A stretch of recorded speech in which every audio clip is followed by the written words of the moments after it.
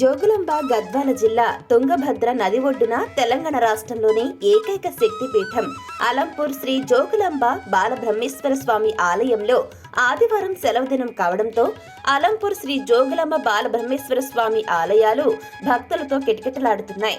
తుంగభద్ర నదిలో భక్తులు నదీ స్నానాలు ఆచరించి నదిలో కార్తీక దీపాలు వెలిగించి తమ భక్తిని చాటుకుంటున్నారు.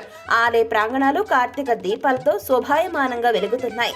శైవక్షేత్రాల్లో దేవదేవుడైనటువంటి శంకరునికి ఇష్టమైన మాసం కార్తీక మాసం కావటంతో, అదేవిధంగా ఆదివారం సెలవు దినం కావడంతో భక్తులు అధిక సంఖ్యలో అలంపూర్లోని శ్రీ జోగులాంబ బాలబ్రహ్మేశ్వర స్వామి ఆలయాలను దర్శించుకుంటూ స్వామివారికి అభిషేకాలు, అమ్మవారికి అర్చనలు కొనసాగిస్తున్నారు.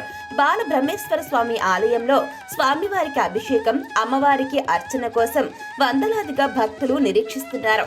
కార్తీక మాసం సందర్భంగా భక్తులు పక్క రాష్ట్రాలైన ఏపీ, కర్ణాటక రాష్ట్రాల నుంచి మరియు దూర ప్రాంతాల నుంచి అలంపూర్లోని శ్రీ జోగులాంబ బాలబ్రహ్మేశ్వర స్వామి ఆలయాలకు విచ్చేసి తుంగభద్ర నదిలో నదీ స్నానం ఆచరించి అమ్మవారిని, స్వామివారిని దర్శించుకుంటున్నారు.